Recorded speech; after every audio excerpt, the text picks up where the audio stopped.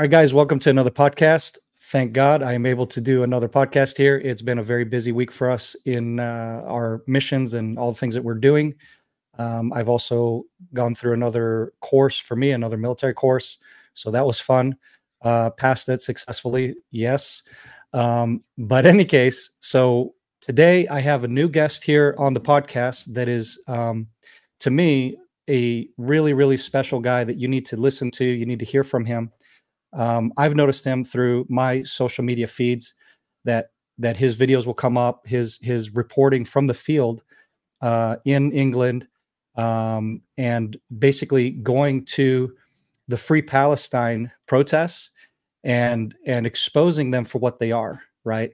And so we'll talk about that today on the podcast. If you're interested on anything that's related to all of what I just said, then this is going to be a front row seat of that experience. So Sam, welcome to the podcast, brother. He's a young guy. He's 24 years old. So keep an eye out for him. He's got lots of years going here in the tank to continue to do some amazing work, God willing. Born and raised in London. So I'm an American from my accent, right? But an Israeli American. So born and raised in Israel. Sam is from London, born and raised in London. I think you celebrated the 4th of July, the beginning of the month here, right? Happy Treason Day. Not quite. Not quite. Not quite. Although my girlfriend's American. Well, there you go. There you go. And so Sam and I have obviously very different backgrounds, but that's the cool thing. It's to get people that are not the same all the time. That's the goal of this podcast, is get you different perspectives and insights. And so Sam's also a Krav Maga instructor in his area, also does kickboxing. So if you're looking to help defend yourself, and I understand you're also doing that specifically and mainly for the Jewish community that is needing to defend themselves against anti-Semitic attacks. So Sam, I hope that did enough to help kind of lay the groundwork for you as who you are a little bit, give some background. Tell us about yourself, buddy. Like, thank you, who Doron. You are. Thank you. It's a pleasure. Yeah. Born and raised in London, never moved out of this amazing, or once amazing city. I think you could say that about a lot of European cities at the moment. They're seeming to be shaky, not just for the Jews, but in general, really. It's worrying times. Maybe America's looking similar in the big cities, but it's an interesting experience. I've led a couple of Taglit birthright trips to Israel in the past as well, and you meet Jews who've grown up, born and raised in Israel, and Jews who've grown up in the diaspora, and they are totally different. I mean, before explain October, to the audience what Taglit is, by the way. Not everybody knows what that is. Sorry, yeah, the birthright trip is like a subsidized trip for Jewish kids to go and experience Israel and gain the Jewish connection and understand their Jewish connection, whether they have one or not, whether they're religious, agnostic, whatever it is. And it's a really amazing experience, because you get Jews from all walks of life who maybe have hardly ever met another Jew in their life, or ones who go to synagogue every Saturday, and they meet and they go to the Western Wall and they go to all these places, and it's fascinating, and it's amazing to understand who you are and where you come from.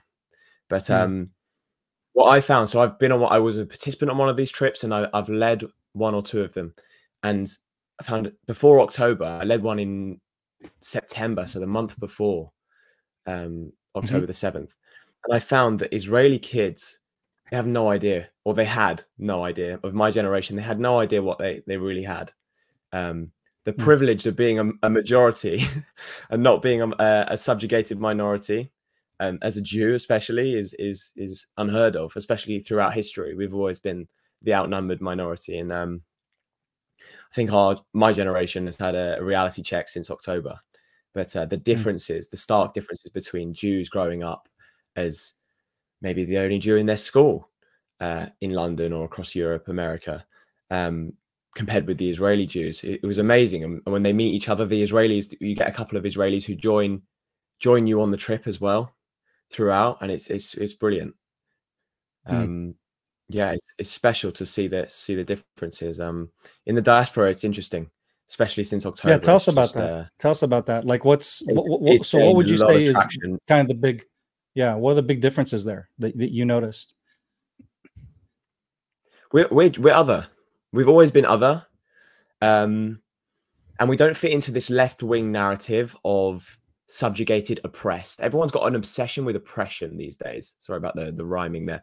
Everyone's got an obsession with it because it's fashionable to be oppressed, fashionable to be diverse. It's a weird and twisted ideology which supposedly comes from compassion.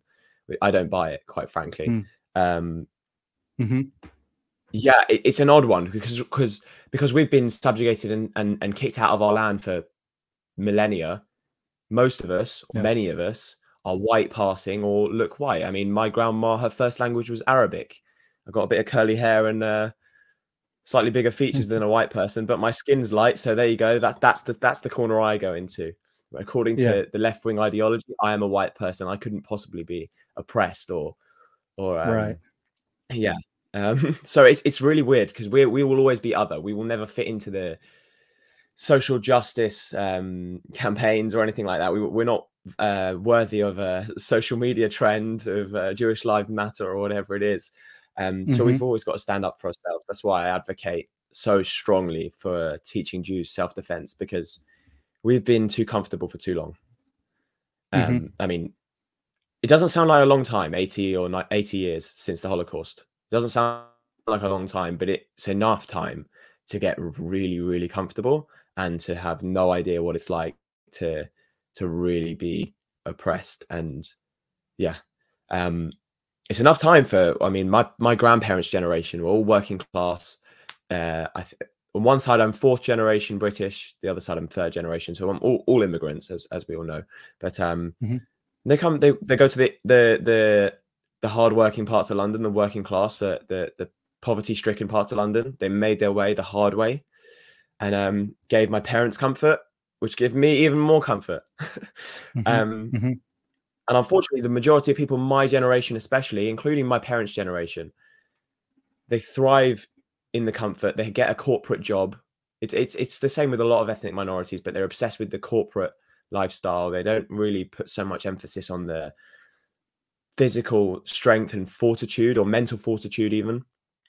They just focus on the career and what life is supposed to be about in society, when really all you need is a reality check like we've had in the last 9 months to really understand what the meaning of life is and what the important things are, like family and just living your life, doing things that matter to you and make you feel calm, happy, excited, rather than sitting behind a desk for 5-6 days a week. That's something I've come to the realization of fairly recently. I'm not a professional at this. I'm learning on the job. And just making yourself physically and mentally stronger, and those around you, especially when we're in such a tight-knit community. You can imagine, like you said, you've lived in America for a while. You know what the Jewish communities are like outside of Israel. We're very tight-knit. This is why we've become so successful, because we prop each other up. And I volunteer for a security organization, charity in the UK, really exemplary organization called the CST, Community Security Trust.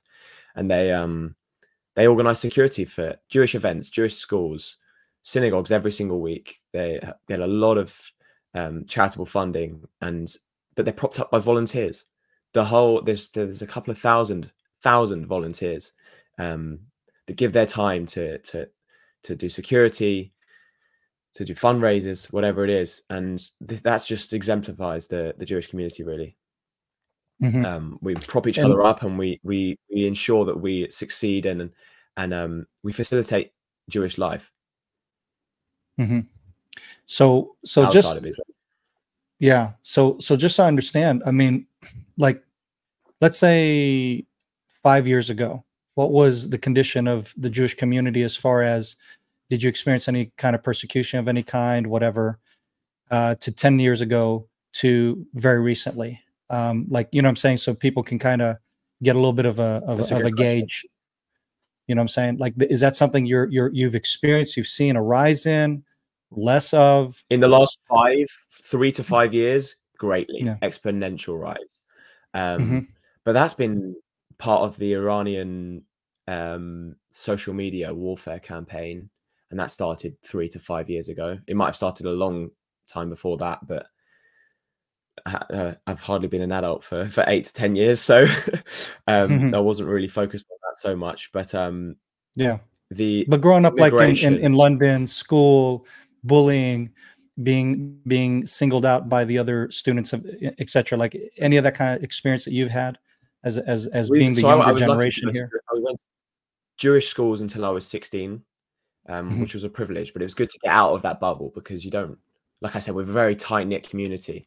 So it's easy, if you do grow up in these bubbles, to stay within these bubbles. So I was privileged enough to leave that, or to experience it for 16 years and then leave that to go to a mixed college. And I wouldn't say I experienced too much hatred. I was openly Jewish, but like I said, we've always been other, but the hatred up until recently, for a long time, has been just beneath the surface.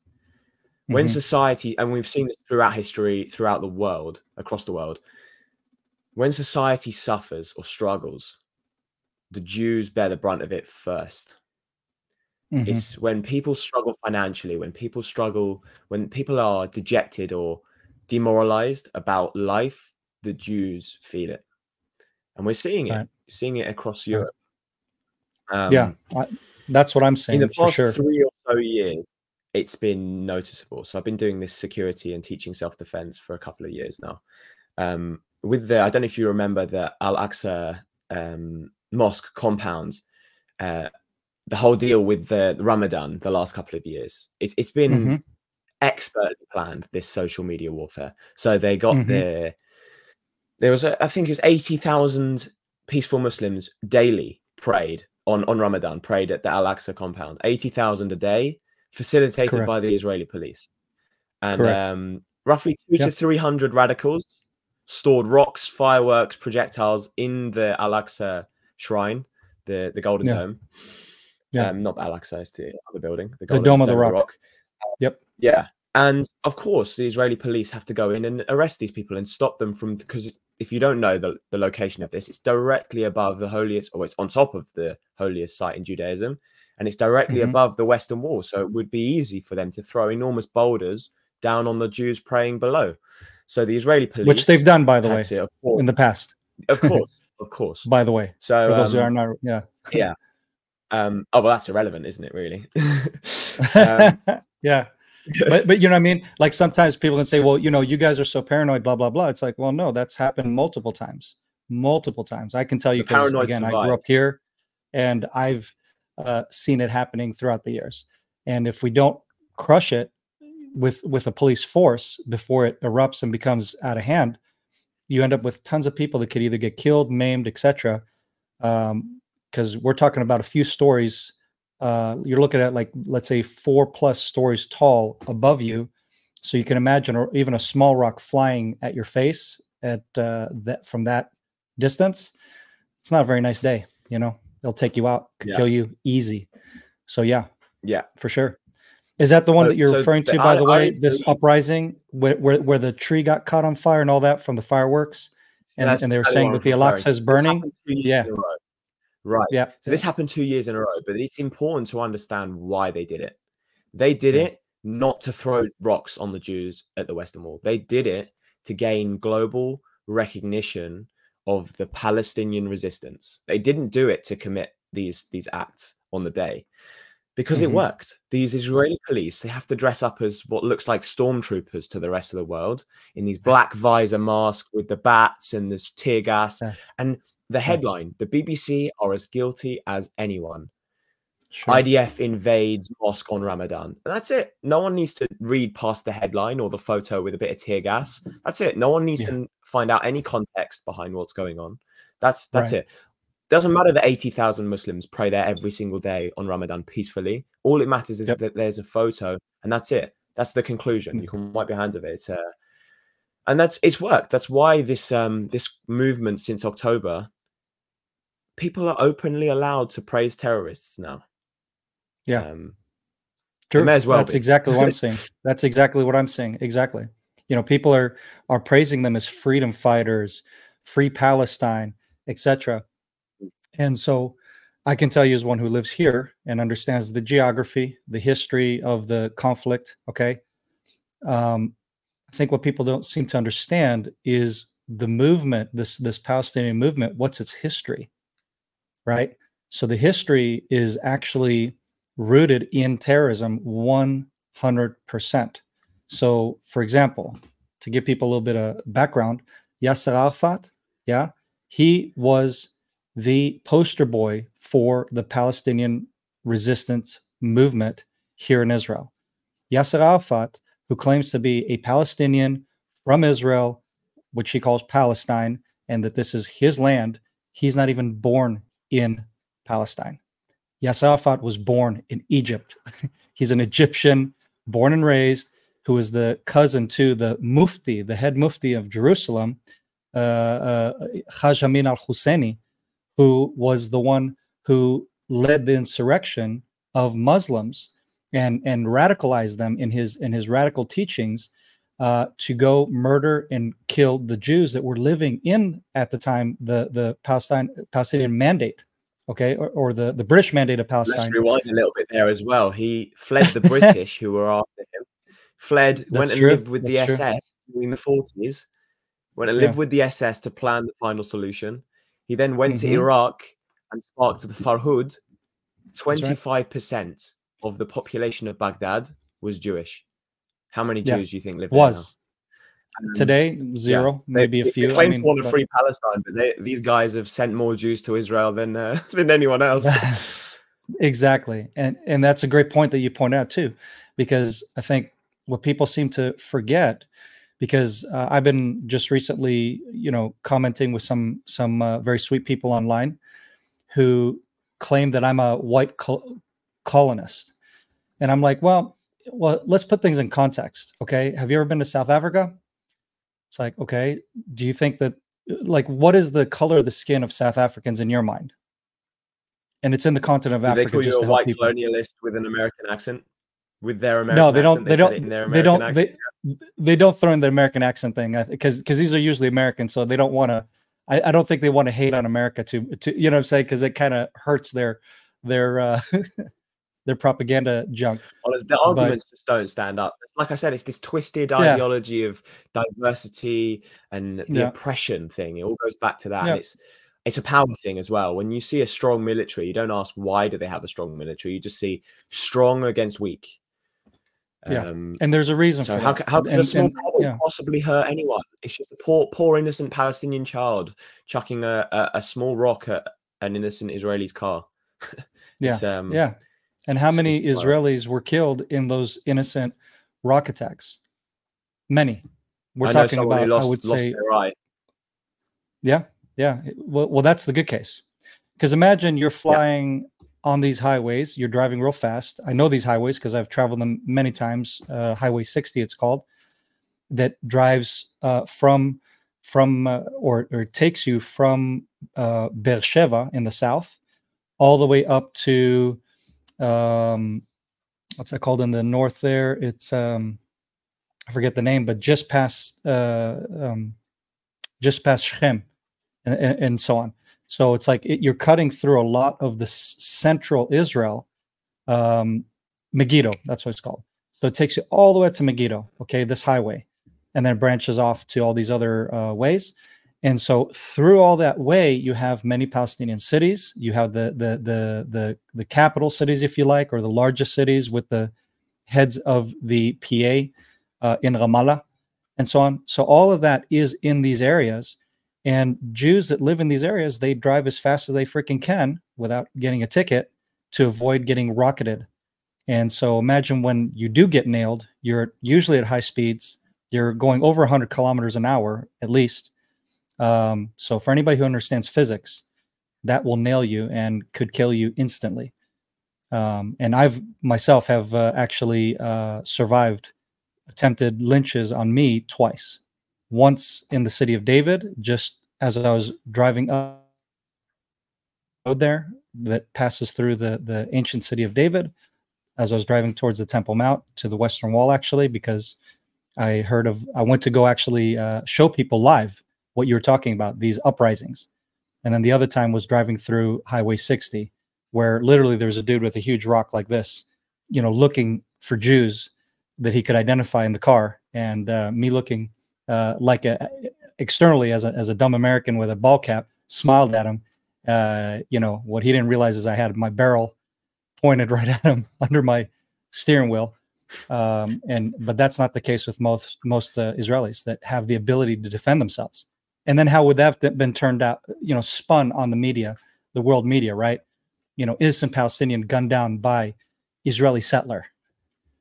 So that's the whole point. It's they want, or many of them, they want their innocent rock throwers to be shot at by the IDF, because that's how it looks. It's all about this. That's why Hamas hide underneath their civilians. They want their civilians to die. Mm-hmm. It's for the cause. They want them to be martyred.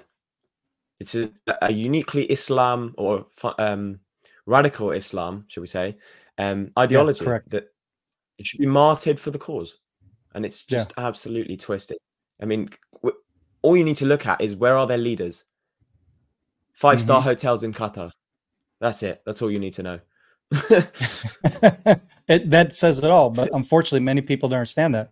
So when you've been going to these protests, and I mean, for me, that's very brave for a young guy your age to you know, you don't have any previous military background, as far as I understand. You've done, you know, self-defense as a sport, right? So it's not like you've been in an actual conflict or training on a formal, like, military or whatever level. And for you to just go out there as this young guy facing off these angry mobs, for me, first of all, that takes a lot of bravery, a lot of courage. And, you know, I really take my hat off for you, you know, for just having the courage to do that, to face these guys off. You know, they're the masses, and you are this single dude, you know, who's proud Jew and says it to their face, you know.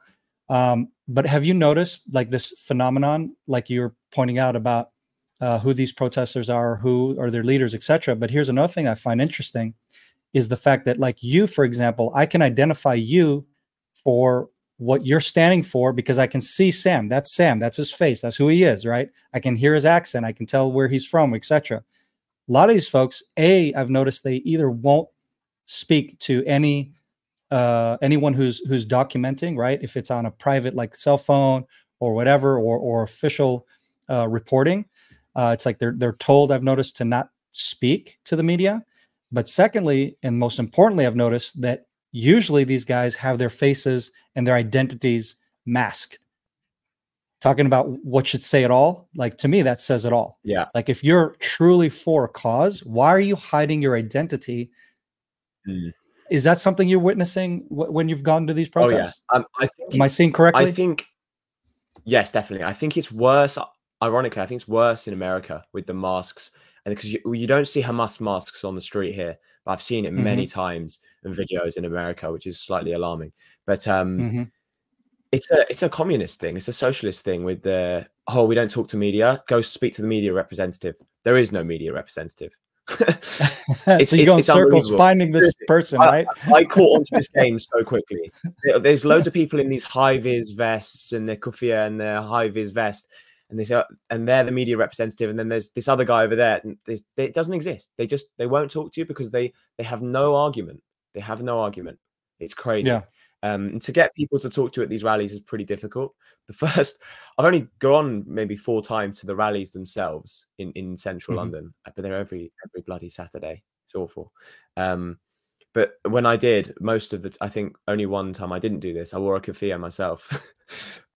So it gets their guard down, and they get so confused when you ask them difficult questions when you're wearing the kufiya. Because that's the universal symbol. He must be safe. It's funny. Yeah. You go up to them, you're all smiley, all bubbly, and you put their guard down, and then you ask them a difficult question. They go, it's fun, but it's a horrible environment. It is. So if these people have a true cause to fight for, I would say, for example, let's say take the apartheid in South Africa, right? And how blacks were discriminated against and mistreated and so on, and this whole racial discrimination and all that. I don't recall any one of those folks who went to the streets, who protested against the government, who got their butts handed to them, right, by the local police, you know, and bravely stood up for their rights as South Africans and shouldn't be discriminated against. I don't recall any one of those, either from footage or photos that got released, of any of those who truly resisted the injustice that had covered their faces, right? I mean, and the poster boy being Nelson Mandela, who then becomes the future president of South Africa. Like, not, you know who the guy is, right? You know what I mean? You get what I mean? Like you know these people, yet this crazy phenomenon that I'm noticing is that these folks are so brave, yet they are not willing to be physically or externally identified with their cause, right? And like you're saying too, then they can't even explain the why if you do ask them. No. The why is, it's been going on for 75 years. That's every time. Every time you say something they don't like, the oppression's been going on for 75 years. What about the rejection of the two-state solution and the attack of all 5 Arab surrounding countries into Israel? What about that? Yeah. Who started the violence? It's like whose leader went to go live in Nazi Germany and then sparked an uprising against all the Jews that lived in Iraq. It's crazy. There's no knowledge. All you need to do is stand there and listen at these rallies. That's all you have to do to understand that this is not. They shout ceasefire now or whatever they're shouting. They're not calling for a ceasefire. They never were. The ceasefire now means Israel put down your weapons, right, and allow the hostages to remain held captive, and to allow the southern and northern communities to continue to be bombarded by rocket fire. Sure, yeah, let's put our arms down. Before October. I mean, that's what it means. Do you know AOC, part of the squad in Congress? She Cortez. She cried after a vote in Congress. I think this might have been 2022 or 3. They voted about the funding on the Iron Dome and it passed, and she started crying. That's what ceasefire now means. Ceasefire now means no more weapons or self-defense for Israel. Exactly. Which, for people who don't understand, the Iron Dome development is a joint project with the United States government, the defense part of the government, and developing weapons and systems to help defend U.S. bases, and not to mention cities that might be under a rocket threat anywhere in the world. So it's like, why are you know what I mean? And then part of the deal is in this deal that basically Israel doesn't get to sell this technology to whomever they want and make billions, right? That will then fund our need for the weaponizing of these systems. We basically sign a deal that the US can do that, they can get rich off the technology, and that essentially when we need the technology, in other words, when wartime breaks, like now, that you at least give us the shelling and the rockets to be able to defend ourselves. That's the deal, right? And how is that a raw deal, right? I mean, American jobs are being produced. Americans are getting rich off of this technology. Because they're selling it to a ton of different countries and whatnot that you're not aware of. And it really doesn't matter which countries, whatever, but I don't know, maybe it's happening. Maybe they're being used in Ukraine, for example, just to give people a little bit of a, I don't know, possibly, right? I mean, these are, you know what I'm saying? Like, this is the kind of stuff that this is technology being used to. And so what cracks me up is people say, they'll have on their social media things, the Ukrainian flag and all this stuff, right? Well, guess what? You just promoted Israel indirectly because it's technology from Israel. It's and Israel has been very involved in supporting and helping defend Ukraine from Russia, which is also why we ended up being on the crosshairs of Russia leading up to the October 7th attack. So if you think that the Russians had nothing to do, as well as their allyship with Iran, it makes me laugh. Exactly. Well, laugh is a So it's like we're part of the laugh. allies, but Americans look at us like we're not, and like we're just some kind of leech on the U.S. Foreign aid, which is absolutely But those absurd. Americans It's less than don't 1% really. of Those foreign Americans aid. aren't particularly grateful for their freedoms in America, though, are they? Yeah, It makes me yeah. laugh seeing people with the Ukrainian flag and the Palestinian flag in their social media bio, thinking they're being all pro, because they think they're being pro the little guy, right? This all goes back to this leftist ideology of the big guy versus the little guy. But really, well, first of all, the Ukrainian president is Jewish.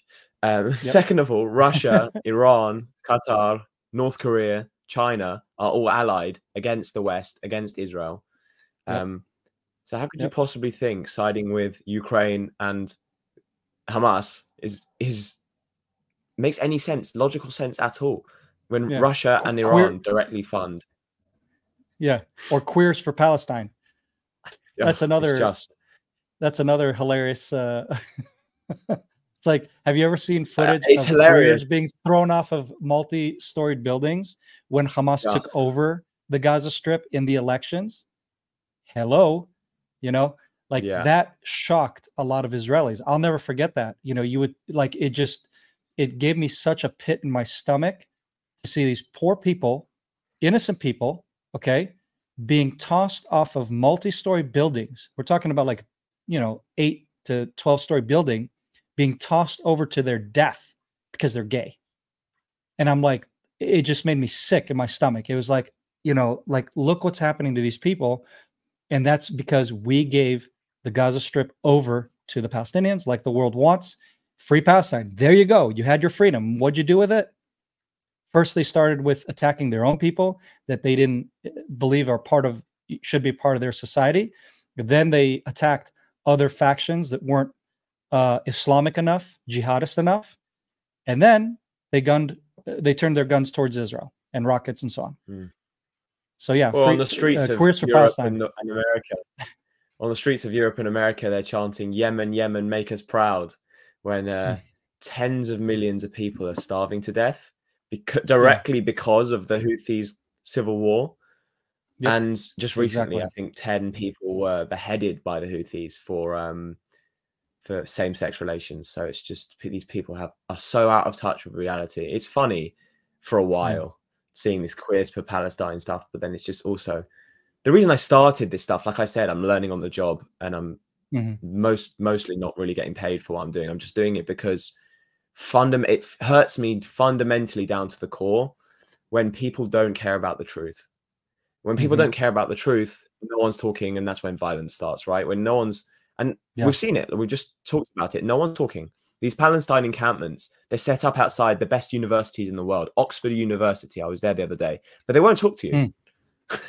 It's as soon as you disagree with someone, you must talk to each other. If you don't talk to each other, the only thing left is violence. And because you cut the dialogue, right? That's it. Dialogue out. That's it. That's a great point. As soon as you dehumanize each other, agreed. As soon as you dehumanize each other, the only thing left is violence. I'm not going to start sending you emails. Honestly, right. It's right. It's terrifying. These people are so-called social justice warriors, but they're really not interested in a dialogue or in facts. They're only interested in the emotion of it all. My generation, I think COVID did not help this at all, but we're so comfortable. We've got our air conditioning and we've got our winter puffer coats, and our cars. We've got our Amazon Prime and we've got our Deliveroo or Uber Eats. We don't have to do anything for ourselves as long as we've got a little bit of money in the bank. So we're so comfortable that we've become, and we're supposed to be in the information age, right? We're so comfortable and information's so easily accessible. I call it information soup. You can't discern fact from fiction anymore. You just can't. Even if you're trying to. Even if you're really trying to. You look at what were once world-renowned trusted sources, CNN, BBC, been caught lying multiple times, taking Hamas, globally recognized terrorist organization narrative as gospel. Right. How can you trust anything anymore? Yeah. No, that's It's crazy. spot And I on. mean, just to go over to America, I've been really paying attention to what's been going on in America. It's worrying because I used to think that Trump was this, all the buzzwords, bigot, racist, homophobe, blah, blah, blah, blah, blah, misogynist, whatever you want to say. And then you see that it's a manhunt. And why is it a manhunt? Because, I mean, you see what they've been doing with the borders at the Biden administration, with the borders. Yeah. 7 million illegal immigrants unchecked within his administration. That's 2% of the population has been allowed to enter. Almost all of the Democrats voted against voter ID just the other day. That's right. So they want all the illegal immigrants, an entire 2% of the population. They want them to be able to vote. Why? What, you think they're going to vote Trump?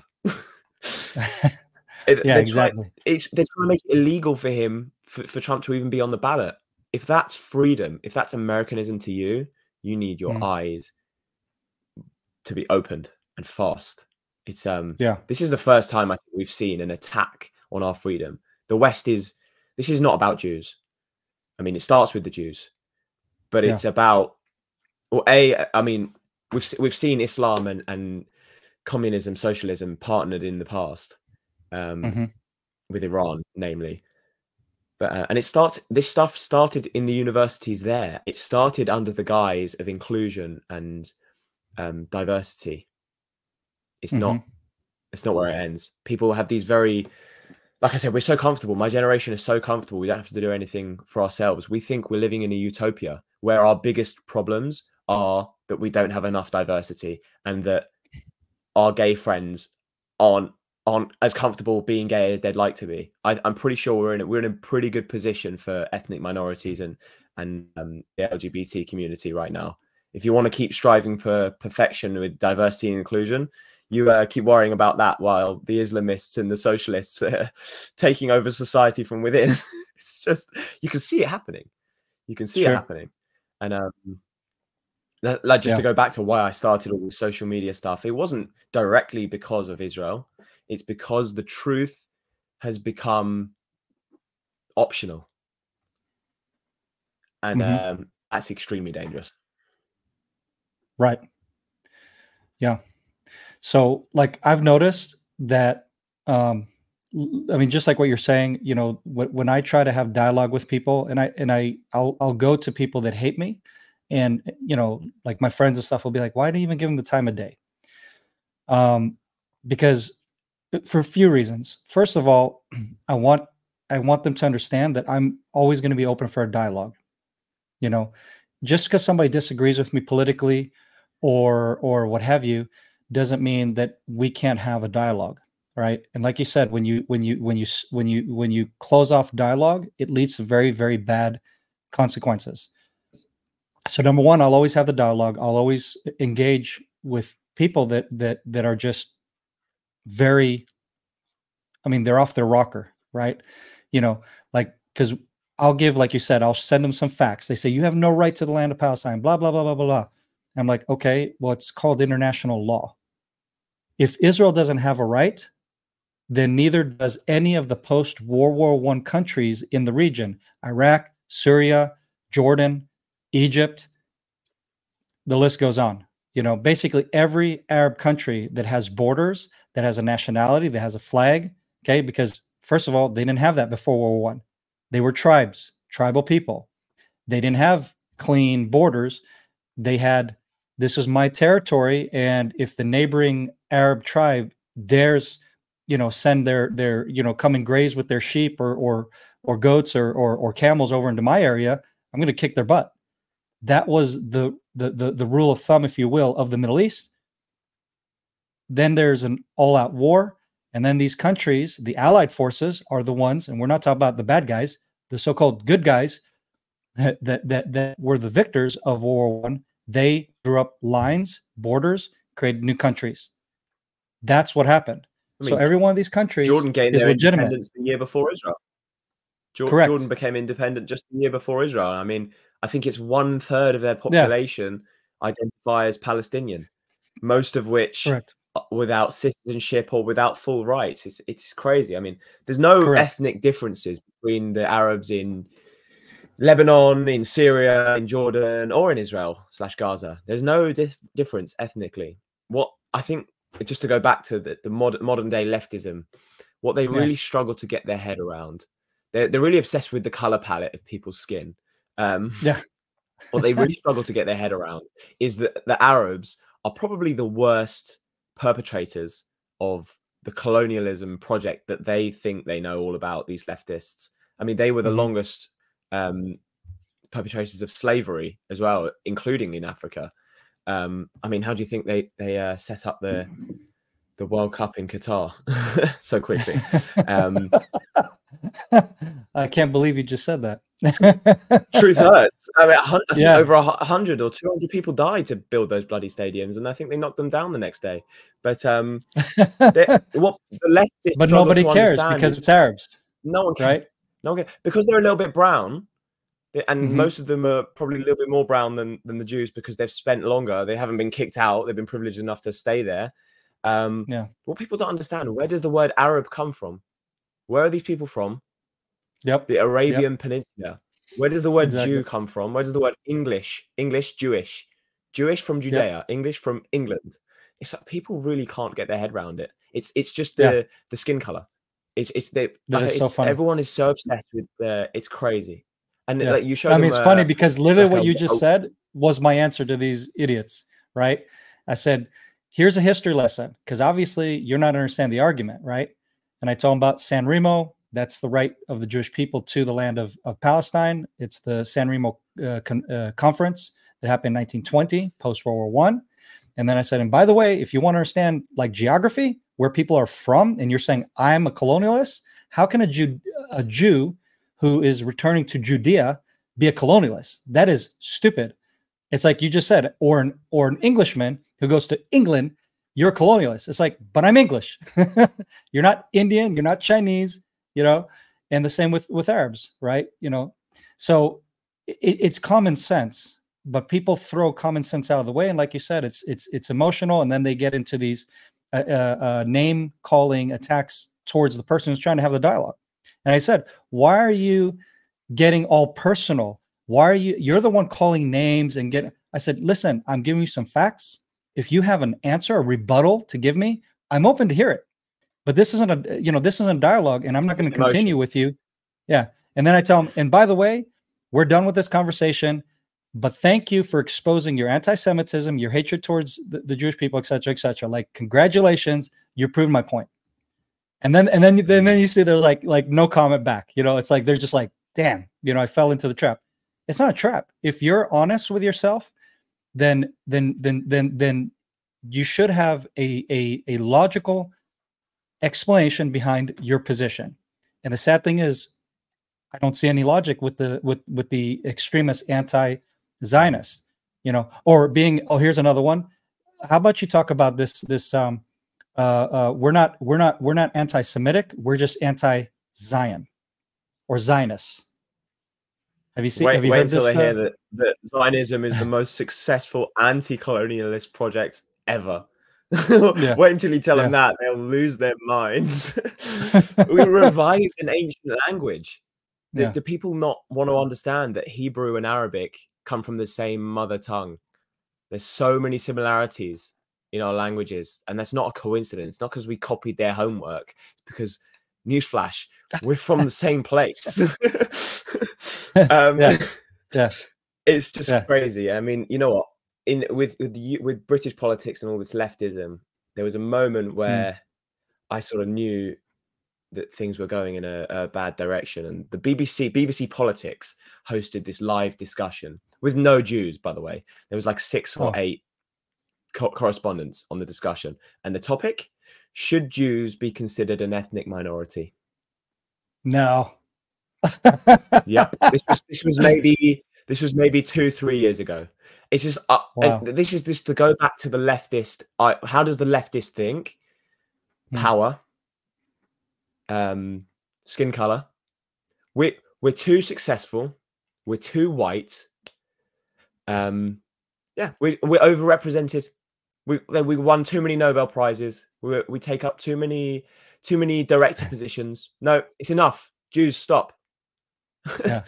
when really the only reason we've been able to, or one of the main reasons we've been able to progress in Western society, is because of the thousands of years we've been in the diaspora, kicked out by various colonialists in the land of Judea and the Levant. Yeah. We've become white over these millennia of being outside of the Middle East. And we can walk into an interview, take our head covering off. We walk into an interview as a white person.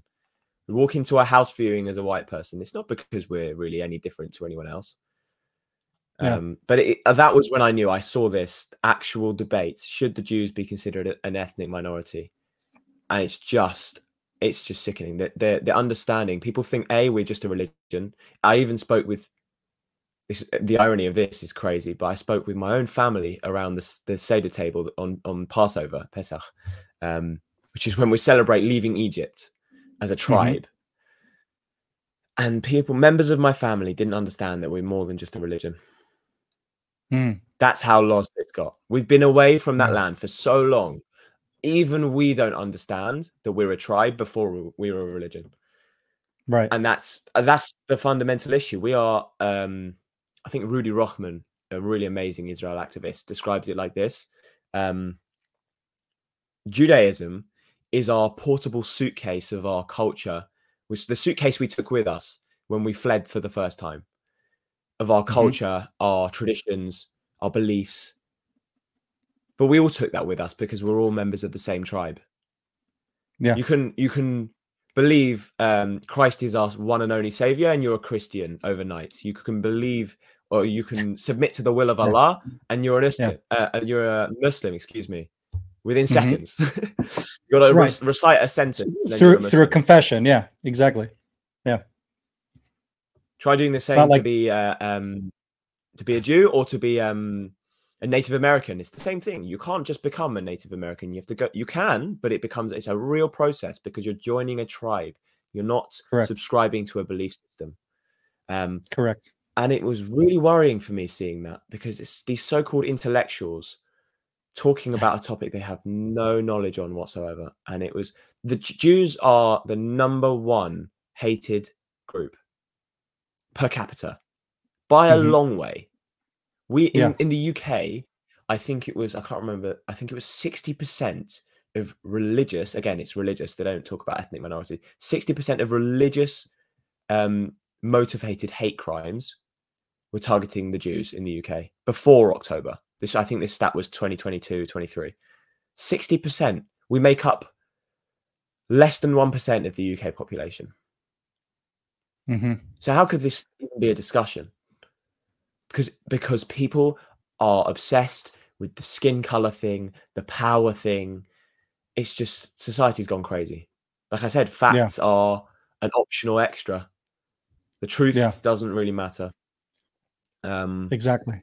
And it's worrying. Just to go back to the point I made earlier, this is why I advocate and I try and teach as many Jews that they need to get off the couch, stop being so comfortable in their middle to upper class lifestyle, and put themselves through some adversity and get to training, because it comes for us first every time.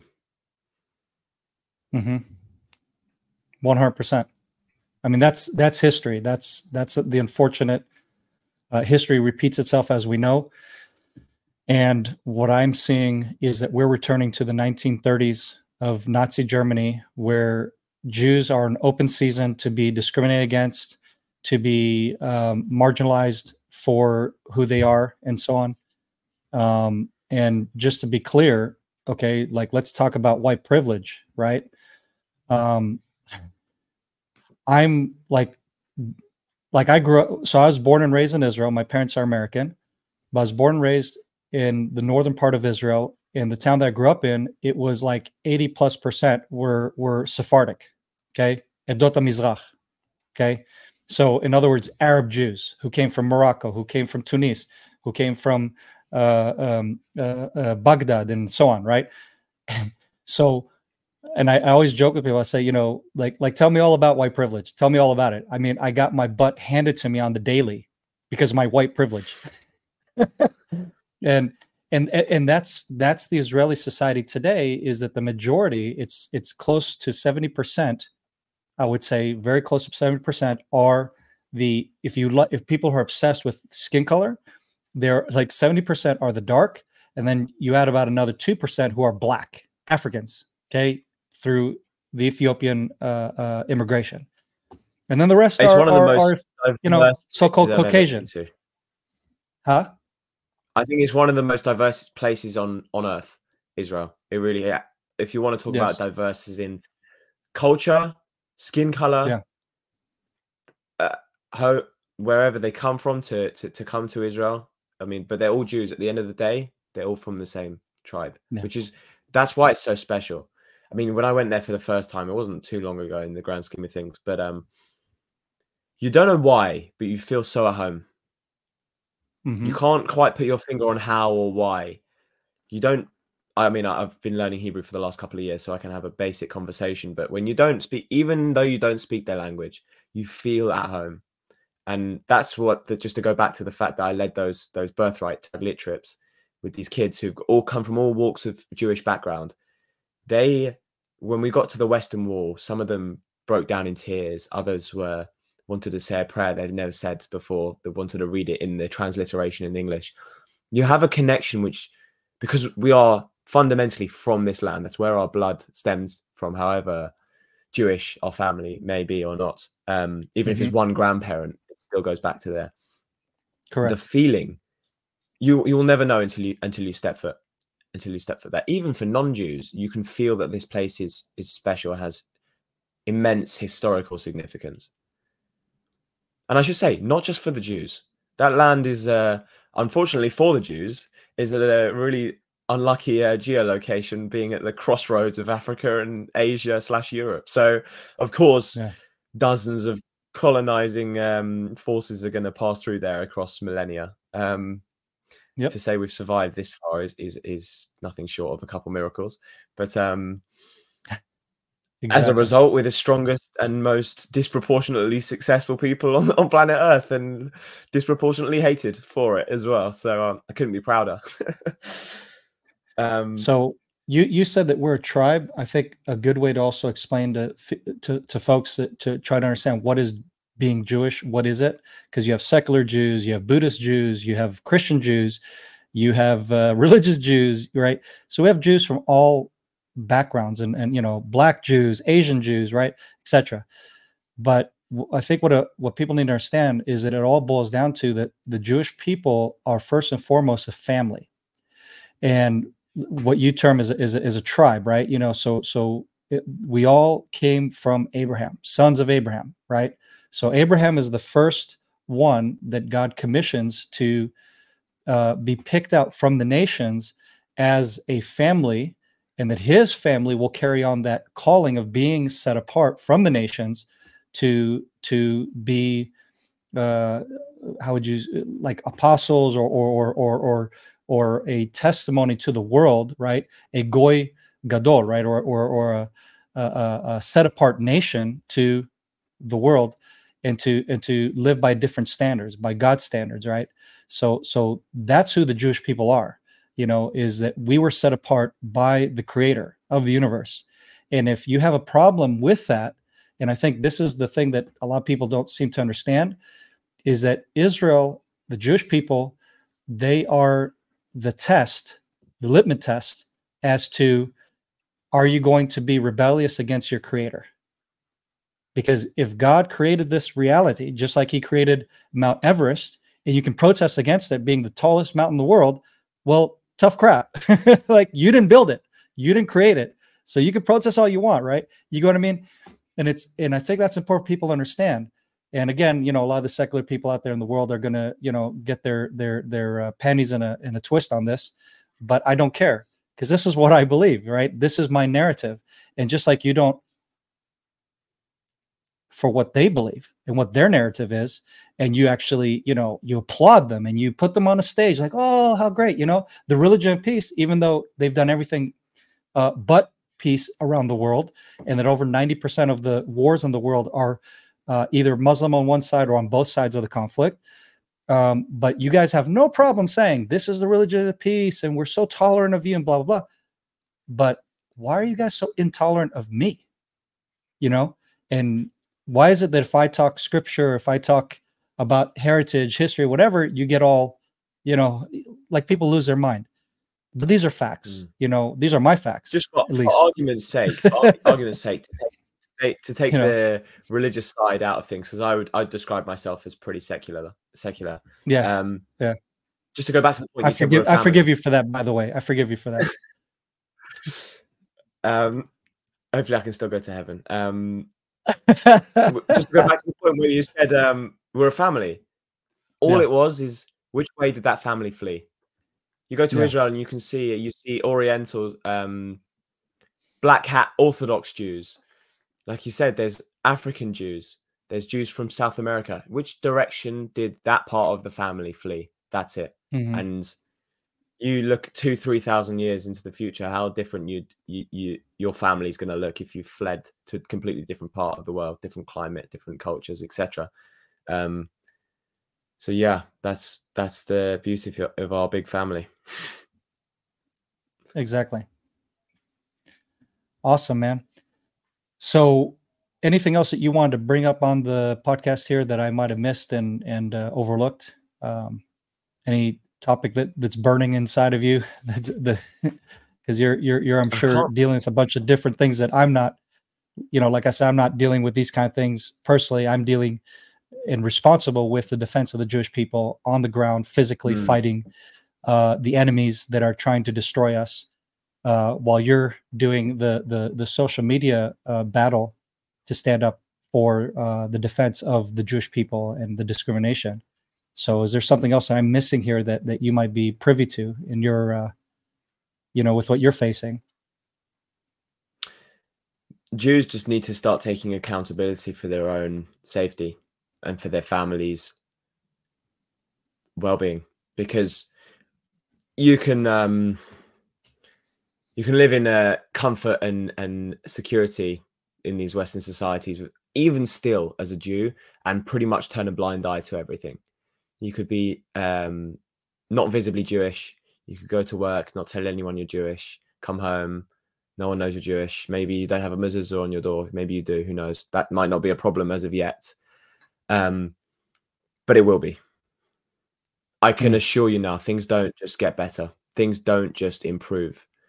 Immigration is not being stopped. Like I said, 7 million illegals entering the US in just the Biden administration. 7 million is 2% of the population. You look at what's going on in France right now, and Belgium and parts of Europe. They're on the brink of collapse. And that's not an exaggeration. I don't want to seem like I'm catastrophizing, but things don't get better on their own or just magically. And with the social media stuff, all I can do is try and push back at this enormous tsunami wave as much as I can, and as much as all the rest of the people who inspired me to start it are doing. But there's only so much we can do. There's only so many people we can get through to. Unfortunately, I don't think the silent lot are the majority. They might be, but they're silent. And they were silent in the 40s and 30s. So we need to realize that we, as a society in the West, in the free world, have lived in one of the most privileged era and society structure ever across 1.5 million years of humans' existence. And these society I'm talking about, this free society of, I can order something online, I can say whatever, I can go into the town square and shout F the president and not get arrested. There's only a tiny fraction, not even a percent, or not even a fraction of a percent of all the humans that have ever existed that have lived in a society of that much safety, security, and freedom. So be grateful, but don't be complacent. And as a Jew, you don't even have an inch to be complacent anymore. like I said, you could go under the radar if you'd like to, but it'll only last so long. Encourage your friends and family, even if you're not Jewish, encourage your friends and family to search for the truth and not to trust the media. But more importantly, to get up and go for a run, go to start at a self-defense gym, put yourself through some adversity, because we are living in a time where we can live without adversity at all. And it's not good for us. So we need to start training ourselves to be stronger. Definitely. I think on the hour point, I think that's a nice point to close with. Yeah, I agree with you 100%. So get training, get good training, get good at being uncomfortable, right? Like you said, a lot of us like to have that comfort of a fast food or whatever. Why don't you learn how to cook something, right? And that's a good start. For example, discomfort for a lot of people. Right, it is. That's discomfort for a lot of people. Yeah, something as basic as when that, I'm right? feeling lazy, it's discomfort for me. Yeah. Get to the outdoors, right? Maybe walk to work, depending where your work is. I'm not saying, if you're a 1 hour drive, we'll walk to work. But a lot of people, their work is within very close distance of where they live. Maybe take a bike to work, something. You're right. I mean, these are small, basic things that you can do to get used to being uncomfortable, so to speak, because I agree with you. Society isn't going to get any better. And I think another point to clarify it, by the way, because you mentioned the thing about immigration, I don't think neither you or me are against legal immigration, right? There's a legal process that you can go through to immigrate into England, into France, into United States, etc. But what you're pointing out, and also what I think is a huge problem, is that illegal immigration is being encouraged, and that certain entities are taking advantage of the breaches of those systems that are in place or barely in place. I've seen it in Sweden, where I used to live for 5 years with my family, and it's very troubling. I saw immigrants that were discriminated against because they weren't of the right ethnic/religious group, and people can read between the lines on that if they like. Just do your research; you'll know what I'm talking about. And so that's important, right? It's that people get an understanding of, like what you said, that if this continues, then your society is not going to be able to withhold that. And get some training for sure. Get some training for sure, because you're going to need to. The immigration point. I'm an immigrant. You're an immigrant. Society, the free society, Europe and America, is built off of the amazing things that immigration brings.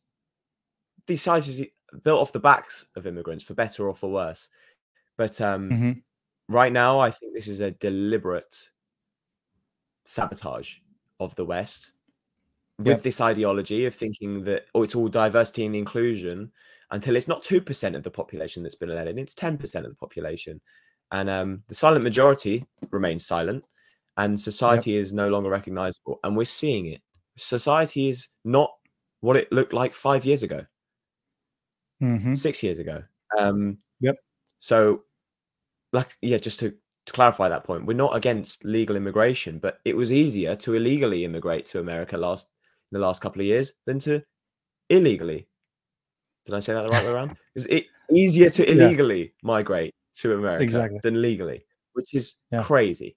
And they want them to be able to vote. So it's a clear sabotage of the West, and it's coming from all angles. How do we have the likes of TikTok and Al Jazeera on our phones? Do you think civilians in Russia or any of the Arab world have the BBC or Sky News, CNN?